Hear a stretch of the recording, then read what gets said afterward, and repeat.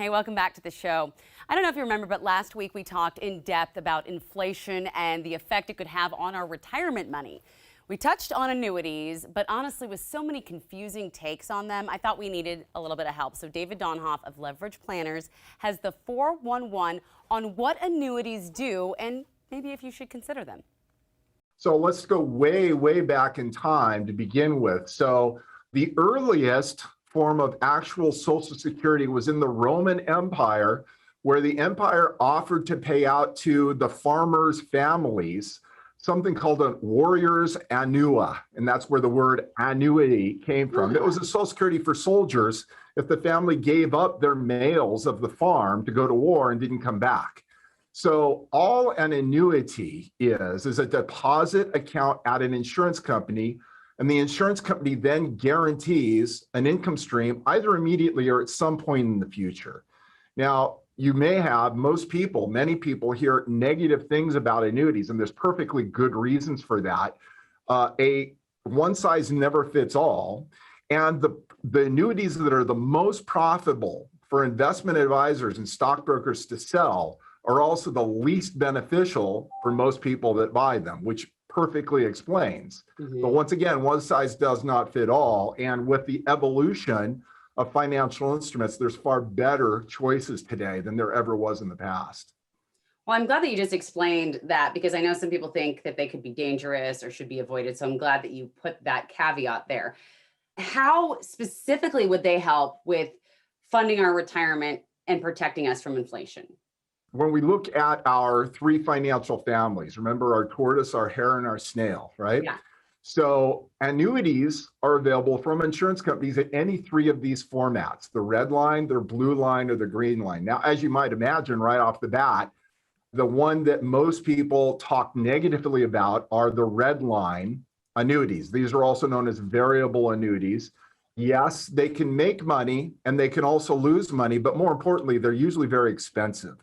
Anywhere from 2 to 5% every year in charges, expenses, and fees, to be avoided, to say the least. Yeah. They're also available in blue line, which is very low rates of growth, but safe and stable, and green line, which are known as the indexed annuities. When the markets go up, you make some, markets go down, you keep all of your gains. But more importantly, at some point in the future, you can ask the insurance company that holds the annuity for you to convert it from a depository account into a guaranteed income stream, what we typically call a pension.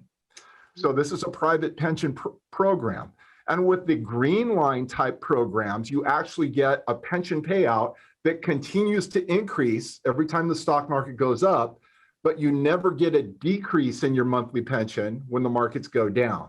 So once again, you get the benefit of market growth without the risk of loss when the markets drop. Thank you for explaining that in that way. I mentioned indexed annuities. How are those different from like a 401k or an IRA or a Roth IRA? 401ks, IRAs, and Roth IRAs, along with all the relatives of the IRAs, the SEP IRAs, the KEO IRAs, et cetera, these are known as qualified plans. And whenever you hear the term qualified, that means government rules.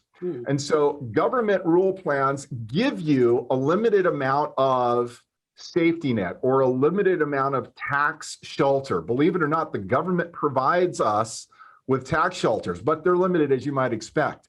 So 401ks and IRAs are tax deferred. They kick the taxation down the road. Another better way to say is tax postponed.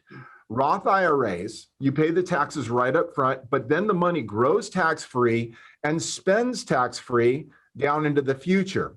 So these are what we call tax plans or tax buckets, and any three of the financial families can live in any of the tax buckets, which means that you can take money that's in an IRA, do a conversion into a tax-free Roth, pick up a bonus if you were to use something like an indexed annuity with a bonus, get a 25% day one bonus, tax-free, and then have it grow and compound into the future as tax-free as well.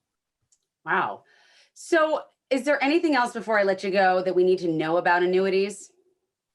I think the most important thing to understand is that probably the vast majority of annuities really should be avoided. A small slice of the world of annuities are actually worthwhile for retirees.